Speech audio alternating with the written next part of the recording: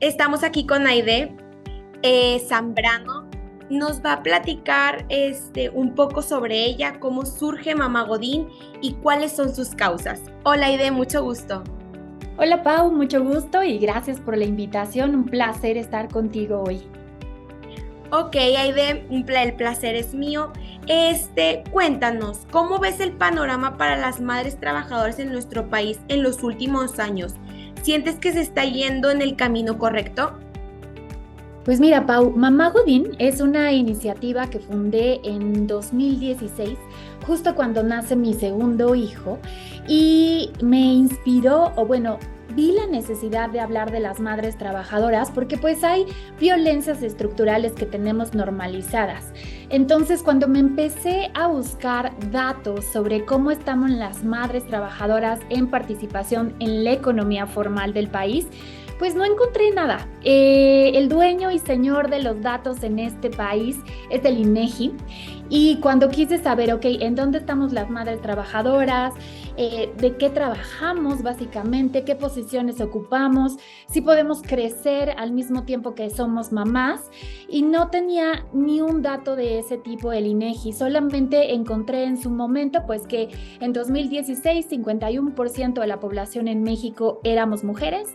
30 millones estábamos registradas como madres y 14 millones de esas 30 somos afiliadas a algún servicio del IMSS o del ISSSTE, ¿no? Pero todavía no queda claro si esos 14 millones somos todas mamás, ¿sabes? Entonces, ok, yo soy especialista en política pública y dije, bueno, puedo poner este tema en la agenda porque se nos hace pensar desde que estamos muy chiquitas que el tema de la maternidad es un tema que se resuelve de la puerta de tu casa hacia adentro. Y en realidad es un problema público, es decir, que tiene que estar el Estado, las empresas, ¿no? La sociedad en general tratando de resolver el tema de cuidados. Entonces, desde 2016 estoy trabajando en incidencia en política pública y como no había datos, pues me tuve que crear una forma de conseguir esos datos y así fue como inventé en 2020 el ranking para las mejores empresas para las Mamá Godín. Lo que hago es un formulario de 60 reactivos donde las organizaciones públicas, privadas y sociales me pueden compartir qué prestaciones le están dando a las mamás, pero también a las personas cuidadoras, porque resulta que por el patriarcado, ¿no? Por estas reglas del mercado, la gente cree que es únicamente responsabilidad de las mujeres cuidar a las infancias, a las personas adultas mayores y a las personas con discapacidad. Y no, han sido omisiones del Estado en la que participa. Entonces, hoy te podría decir que sí logré el objetivo del 2016 de poner el tema en la agenda pública. Ya hay muchas otras voces que se han sumado. Tengo mucho acercamiento con el Congreso, con las empresas, con las cámaras empresariales y con otros actores muy relevantes, organismos internacionales como UNICEF, como ONU Mujeres, pero falta mucho por hacer porque vamos una oficina a la vez, así lo digo desde Mamá Godín siempre, pero nos falta mucho conocimiento y sacarnos de raíz estos usos y costumbres en los que pues desde niñita, ¿no? Nos enseñan a que tú cuando creces y tienes hijos, hasta ahí llegó tu carrera profesional y pues te dedicas al cuidado. Entonces, nos queda mucho por hacer. Afortunadamente he encontrado organizaciones que creen en el proyecto de Mamá Godín, pero todavía nos hace falta sumar muchas más voces, sobre todo de las pequeñas y medianas empresas. Interesante. Cuéntanos, ¿cómo participa Mamá Godín en el desarrollo de políticas empresariales más favorables para las mamás trabajadoras dentro de las compañías?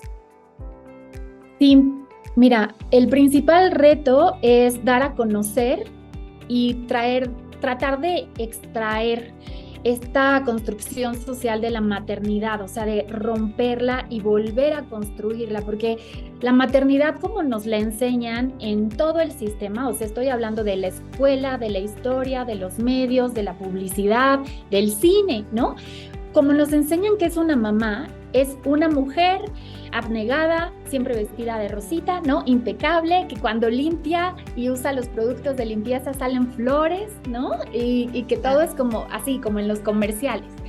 En realidad, eso es una construcción social muy violenta por parte del patriarcado, porque estás asumiendo que una mujer, cuando decide genuinamente y conscientemente y con todo el derecho sobre su cuerpo, cuando decides convertirte en mamá, estás asumiendo que renuncias a todo lo demás, ¿no? Renuncias a tu esfera personal, a tus ganas de aprender, emprender, a tus ganas de hacer ejercicio, de seguir, no sé, bailando, cantando, lo que más te guste, ¿no?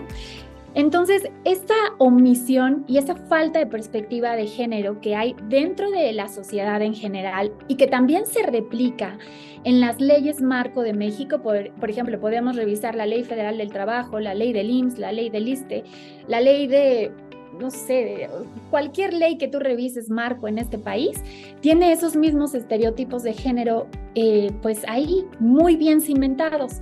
Y cuando llegas a las empresas, resulta que las empresas están reproduciendo las mismas violencias estructurales que hay en nuestras leyes. Por ejemplo, el artículo 84, tal vez me estoy equivocando ahorita del número del artículo, Pau, pero hay un artículo que habla sobre las licencias por maternidad.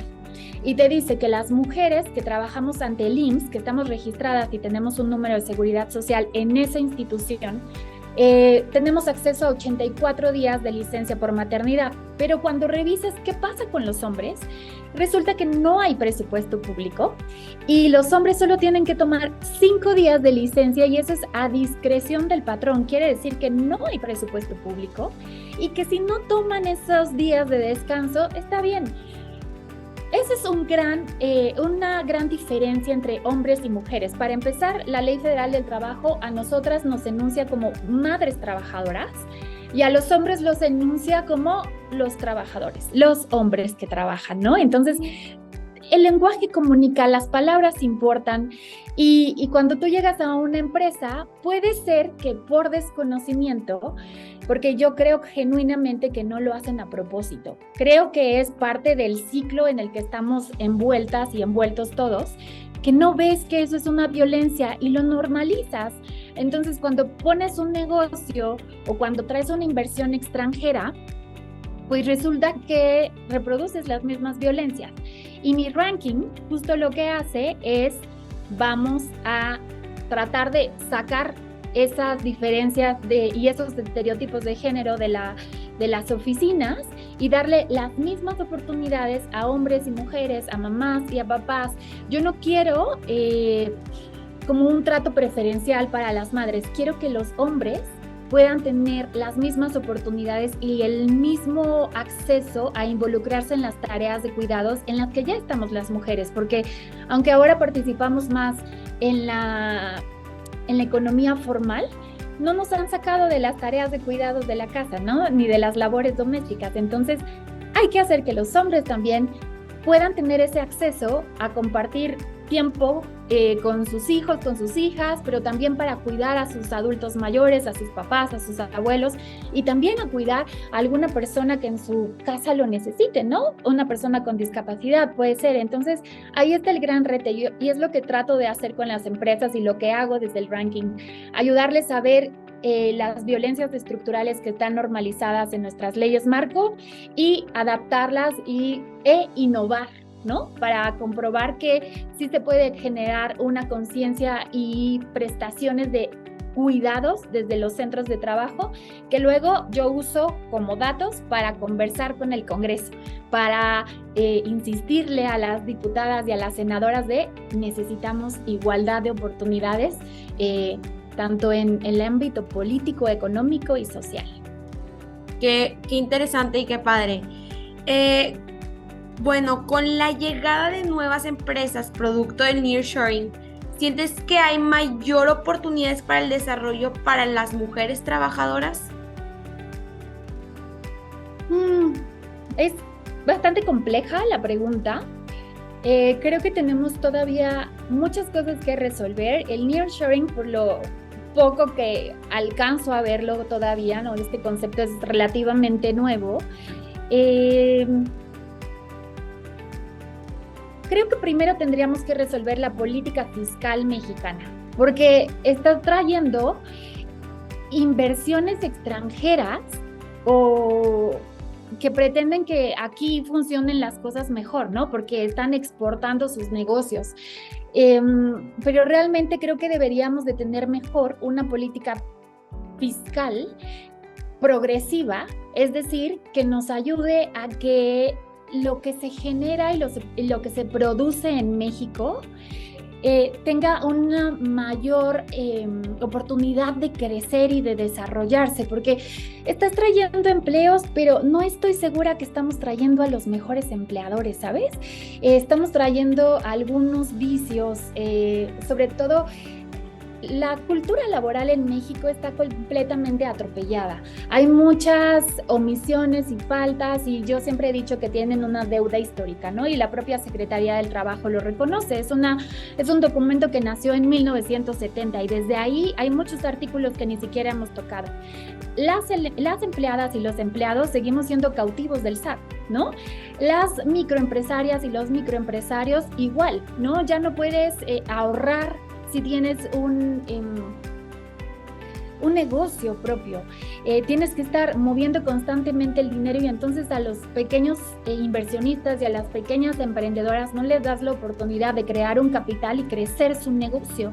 Entonces hace falta, creo, primero resolver el tema política fiscal en México antes de traer otros vicios y sobre todo yo lo veo que México, y siempre lo he dicho, somos un país 90% manufacturero y creo que tenemos que empezar a apostar por la innovación, por la tecnología, por el desarrollo de la ciencia aquí en México, que tenemos gente súper capaz,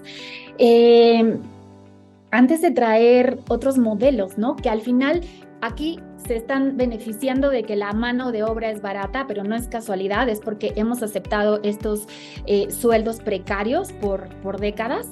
Entonces creo que yo le apostaría, si yo estuviera en una toma de decisiones públicas, yo apostaría primero por incentivar a la economía local, interna, ¿no? A todas estas pymes y microempresarias y empresarios para que tengan más incentivos y que puedan dar el trabajo, porque al final del día, creo que el último dato que reportaba pues justo Secretaría de Hacienda es que son las pymes las que tienen entre el 70 y el 80% de los empleos en el país, ¿no? Pero si no les das los incentivos, pues es una espiral de violencias laborales y que hemos normalizado. Creo que nos estamos desviando de la conversación. Si queremos emerger como una potencia económica, creo que primero hay que robustecer lo que ya tenemos adentro antes de abrirnos y aceptar pues todas estas malas prácticas de empleadores, tal vez. Claro. Bueno, ya para finalizar, ¿cómo te pueden contactar los organismos que desean mejorar sus políticas en favor de las mujeres?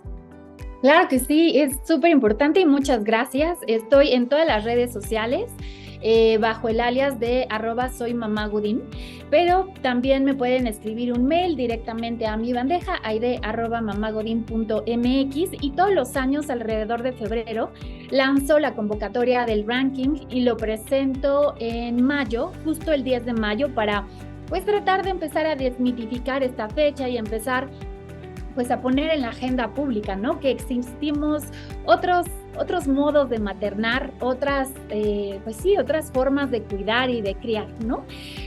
Por ahí podría ser un buen contacto, pero también pues desde Mamá Godín, que está constituida como una empresa, como una SAS de CB en México, ofrecemos proyectos y ofrecemos servicios de consultoría, de talleres, de una serie de pláticas, ¿no? Para empezar a sensibilizar a los tomadores de decisiones dentro de las organizaciones, y no importa si ustedes son organización privada, pública o social, seguramente podemos trabajar juntas y creo que nos conviene a todas y a todos resolver este problema, porque si no le estás dando espacio a las mujeres en tu centro de trabajo, te estás pues sesgando y también te estás manteniendo al margen de la riqueza de la diversidad del 50% de la población.